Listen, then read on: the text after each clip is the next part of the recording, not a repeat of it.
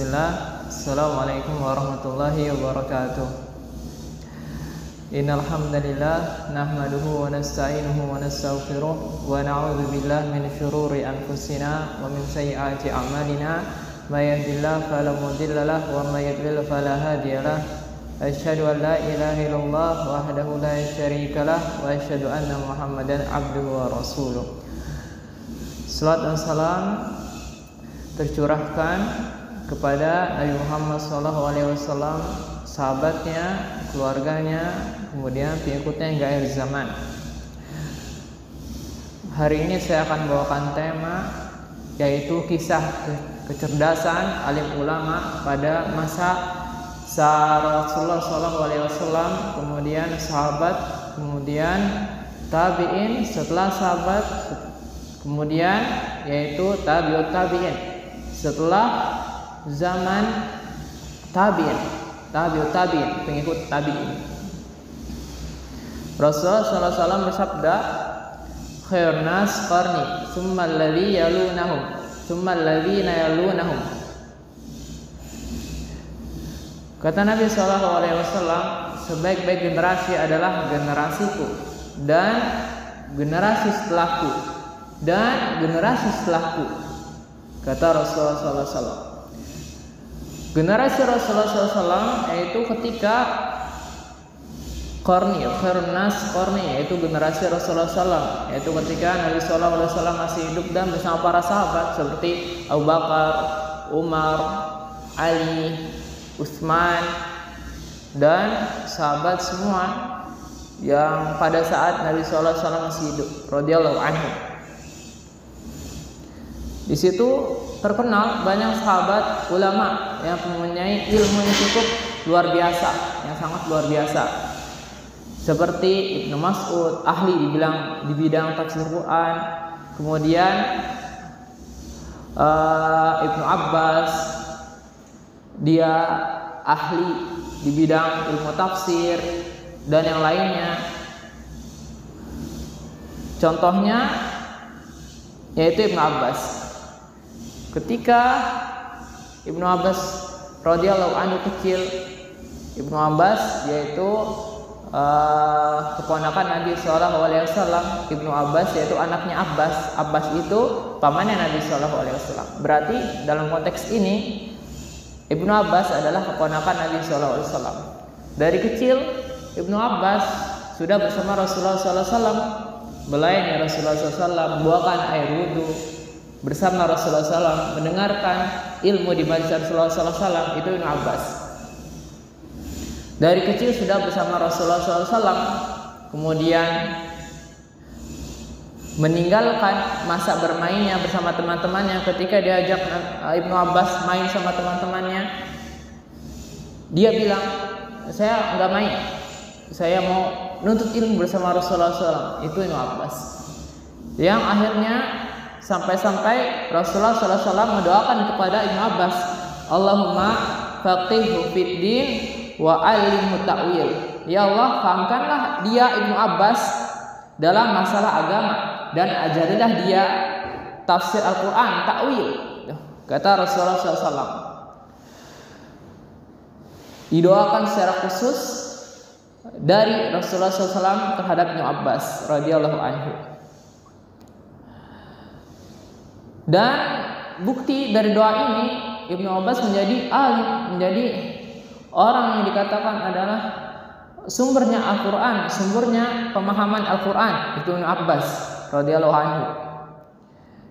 Saking berkahnya doa Rasulullah SAW sampai terwujud. Ini luar biasa Ibnu Abbas.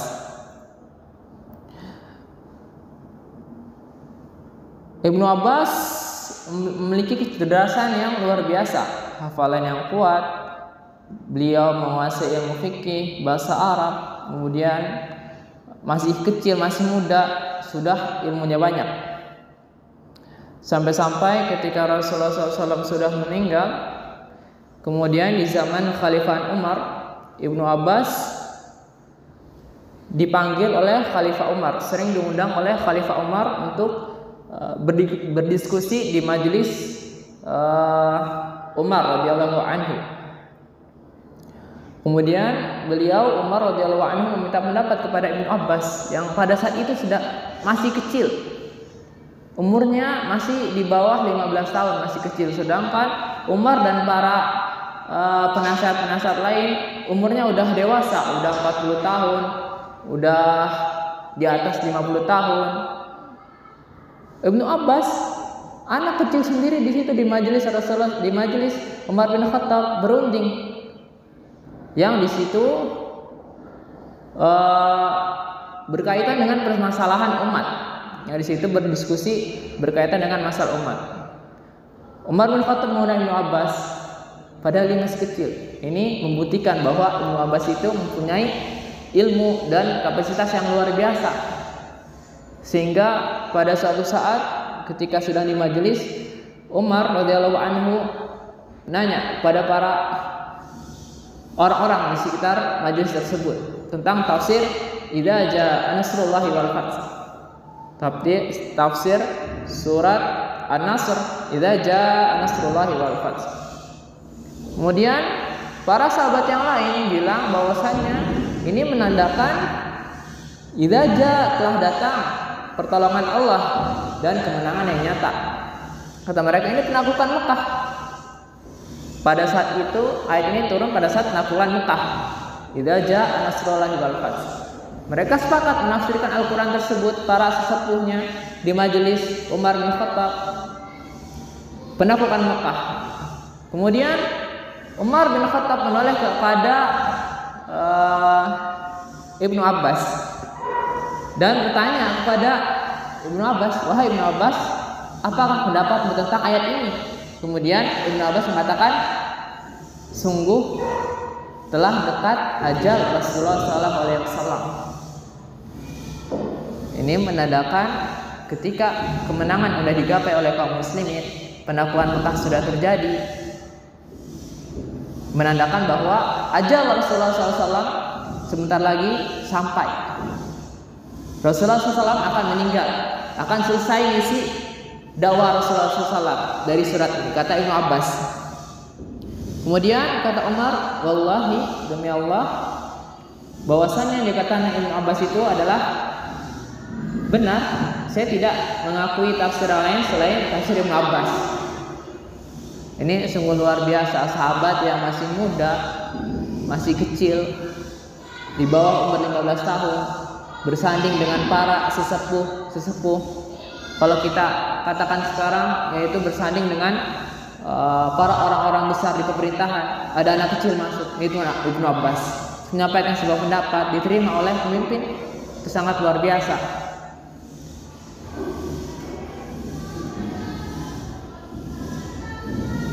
Kemudian kita kembali ke zaman yang di dalam hadis tersebut, khairun nas qarni tsummal ladzina yalunahum. Ibnu Abbas ini berada di zaman sahabat, ya, di zaman pertama awal-awal Islam, karena Ibnu Abbas melihat Rasulullah SAW masih hidup bersamanya. Kita lihat di zaman setelah Ibnu Abbas, yaitu ketika Nabi SAW meninggal, tinggal para sahabat semua. Tsummal ladzina yalunahum, yaitu berada pada zaman tabi'in. Misalkan ulamanya pada saat itu ialah Hasan al-Basri, Sa'id bin Musayyab, Muhammad bin Sirin. Kita contohkan di sini adalah Hasan al-Basri. Bagaimana beliau memiliki kecerdasan yang luar biasa. Bagaimana beliau terkenal di zamannya. Ini adalah ulama yang luar biasa dari kalangan tabi'in, Al-Hasan al-Basri. Jadi dia hidup setelah Al-Hasan al-Basri hidup setelah Nabi Muhammad SAW meninggal, tersisa para sahabat.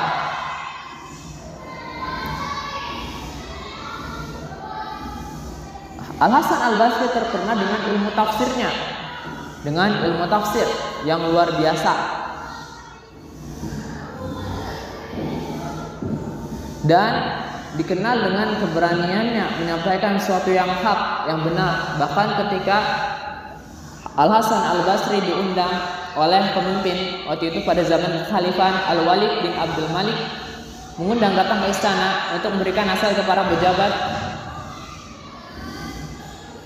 Kemudian Al-Hasan Basri berkata secara terang-terangan, berkata, "Wahai Khalifah, ketahuilah bahwa kekuasaan ini adalah ujian dan amanah dari Allah.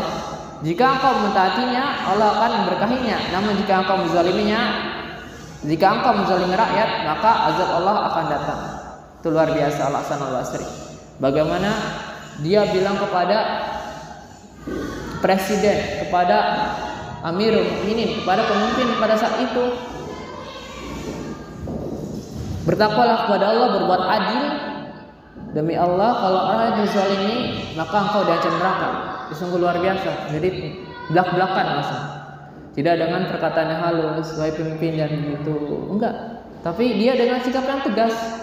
Al-Hasan Al-Basri ini sangat luar biasa.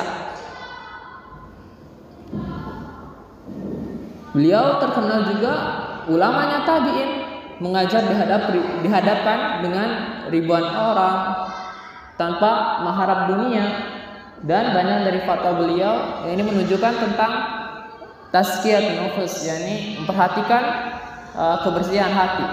Al-Hasan Al-Basri, ulama dari kalangan tabi'in. Itu generasi emas ya, generasi emas yang Rasulullah SAW bilang, khairun nas qarni tsummal ladzina yalunahum. Kemudian kita ke zaman setelahnya, ke zaman setelah tabi'in, ke zaman setelah Said Al-Musayyib, kemudian Al-Hasan Basri. Itu zaman tabi'ut tabi'in, zamannya para imam. Para imam yang kita kenal sekarang, yaitu imam yang empat, Imam Abu Hanifah, Imam Malik, kemudian Imam Syafi'i dan Imam Ahmad. Beliau semua termasuk tabi'ut tabi'in. Beliau yang tidak melihat para sahabat. Dia masuk di zaman terakhir keemasan yang Rasulullah SAW sebutkan dalam hadisnya, tsummal ladzina yalunahum. Kemudian setelahku, kemudian setelahnya. Imam Malik adalah terkenal dengan ulama hadis. Kecintaannya terhadap Nabi, terhadap hadis Nabi Shallallahu Alaihi Wasallam. Kemudian dia belajar dari situ sampai beliau menjadi seorang imam, sampai beliau menjadi seorang alim. Dan salah satu keberanian Imam Malik ketika, walaupun dia ulama, walaupun dia seorang alim, tapi ketika ditanya suatu permasalahan waktu itu dalam masalah fikih, dia tidak tahu. Imam Malik bilang, saya tidak tahu. Jadi dia berani bilang tidak tahu. Sangat luar biasa. Biasanya orang yang sok alim, dia ngomong kemana-mana, pokoknya jadi orang yang paling tahu. Imam Malik, kalau dia tidak tahu, tidak ada dalil tentangnya, dia belum tahu, dia bilang tidak tahu langsung. Ini suatu ketawaduan yang luar biasa. Imam Malik punya hadis, namanya itu, punya kitab hadis namanya Al-Muwatta. Isinya adalah hadis-hadis yang sahih luar biasa. Sampai-sampai Imam Syafi'i berkata, sungguhnya setelah Al-Quran adalah Muwatta ya kesahihannya. Kitab yang sahih setelah Al-Quran adalah Muwatta, kitabnya Imam Malik. Imam Malik ulama hadis. Kemudian Imam Syafi'i belajar dari Imam Malik. Dari kecil Imam Syafi'i bahkan dari umur 9 tahun sudah hafal Al-Quran. Kemudian berguru dengan Imam Malik sampai-sampai Imam Syafi'i menjadi besar, jadi ulama hadis juga. Dikatakan Imam Syafi'i hafal 50.000 hadis. Dan hafal 50.000 hadis ini bukan cuma hadisnya aja, bukan cuma innamal a'malu binniyat, tapi hadis dan riwayat, sanad dan matannya. Sanad yaitu perawi-perawinya, orang-orangnya hafal. Karena di zaman Syafi'i itu menghafal hadis perawinya juga dihafal karena belum ada kitab tertulis. Jadi baru hanya sekedar menyampaikan saja. Di situ az-zaman dari Rasulullah SAW sekitar 200 tahun sampai ke Imam Syafi'i. Di situ menghafal hadis nggak bisa langsung matanya aja, nggak bisa innamal a'malu binniyat, tapi dengan sanadnya. Ulama hadis menghafal pada saat itu dengan sanadnya dari fulan an fulan an fulan an fulan an fulan, kemudian an Umar bin Khattab, kemudian an Rasulullah SAW innamal a'malu binniyat. Itu yang dihafal. 50.000 hadis, bayangkan 50.000 hadis dihafal sanad dan matanya. Itu gimana ya? Sangat luar biasa Imam Syafi'i. Bahkan Imam Syafi'i dikatakan dia di bulan Ramadan hafal Quran 60 kali. Berarti satu harinya dia hafalkan, dia mengkhatam 2 juz setiap harinya, 2 khataman setiap harinya, 2 kali Al-Quran tamat dia hafal setiap harinya. Imam Syafi'i dia hafal, dia menghatam Al-Quran di bulan Ramadan 60 kali. Kemudian kita lanjut ke zaman setelah Imam Syafi'i, yaitu ada Imam Ahmad, Imam Bukhari yaitu sezaman dengan Imam Ahmad. Imam Bukhari dikenal dengan ahlul hadis, yaitu ulama hadis. Bahkan kitabnya sangat terkenal di kita sekarang, yaitu Sahih Bukhari. Itu sangat luar biasa, kitab yang sangat luar biasa.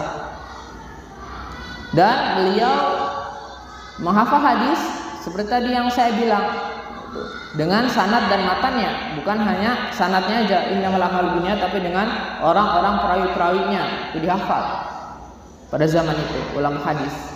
Dan hafiz julukan pada saat itu bukan ditunjukkan untuk orang ahli Quran, untuk orang yang sudah hafal Quran, untuk orang yang menghafal Quran, tapi hafiz pada saat itu hafiz seperti Hafiz Ibnu Hajar Asqalani. Dia adalah hafiz, di situ adalah hafiz dalam ilmu hadis. Itu disebutkan hafiz, kemudian al-hakim.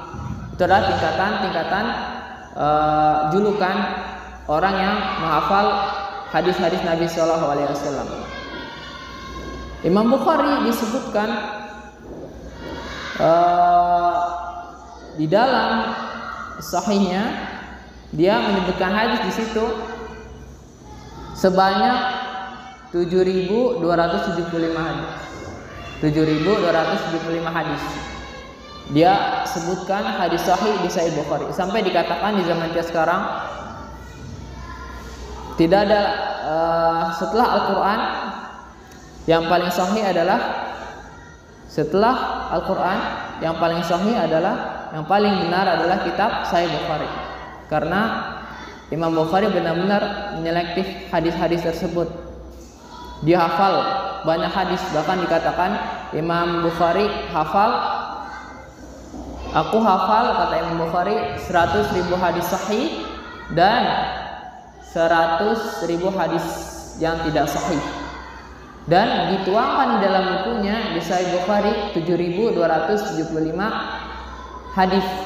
Dan di dalam hadis tersebut itu ada berbab-bab. Misalkan bab iman, berderet semua hadis tentang iman. Kemudian bab ihsan, berderet semua hadis tentang ihsan. Kalau tidak diulang-ulang hadisnya, dikerucutkan, tidak diulang-ulang dari bab ini, di bab yang lain diulang.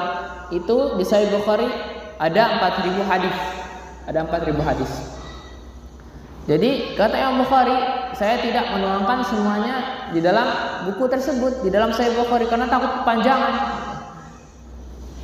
Akhirnya dia tulis 4.000 hadis tersebut yang aslinya tidak terulang, 4.000 hadis, padahal dia punya hafalan 100.000 hadis. Itu cuman Sahih Bukhari cuman 4% dari ilmu Bukhari. Ini sangat luar biasa keilmuan dan hafalan beliau. Itu ulamanya kaum muslimin, seorang alim yang luar biasa. Mereka berjalan menuntut ilmu, meraih satu hadis dengan syafa. Itu mereka semangat. Mudah-mudahan kita bisa semangat seperti mereka, karena mereka tahu bahwasannya menuntut ilmu adalah jalan menuju surga. Sebagaimana Nabi sallallahu alaihi wasallam bersabda, "Man salaka tariqan yaltamisu fihi ilman, sahalallahu lahu bihi tariqan ilal jannah." Barang siapa yang menempuh suatu jalan untuk menuntut ilmu, untuk mencari ilmu, Allah mudahkan jalannya menuju surga. Dan setiap kali kita baca Sahih Bukhari, setiap kali kita menyebutkan hadis riwayat Bukhari, itu semua pahala tercurahkan kepada Imam Bukhari, kepada penulis. Sungguh luar biasa jasa-jasa beliau untuk umat Islam. Kita tidak ada apa-apanya dibanding beliau. Semoga kita bisa berlomba-lomba dalam kebaikan untuk senantiasa menuntut ilmu, menjadi penuntut ilmu yang terbaik, menjadi minimal kalau kita tidak bisa sama seperti dia, kita ikutin seperti mereka ini, kita ikutin dia. Kita nggak bisa hafal hadis banyak, kita belajar hadis. Kita nggak bisa belajar agama dengan banyak, kita belajar sedikit demi sedikit. Jangan sampai kita jauh dari ilmu. Wallahu a'lam bishawab. Mungkin itu yang bisa saya sampaikan, kurang lebihnya mohon maaf. Subhanakallahumma bihamdika asyhadu an la ilaha illa anta astaghfiruka wa atubu ilaik. Assalamualaikum warahmatullahi wabarakatuh. Alhamdulillah.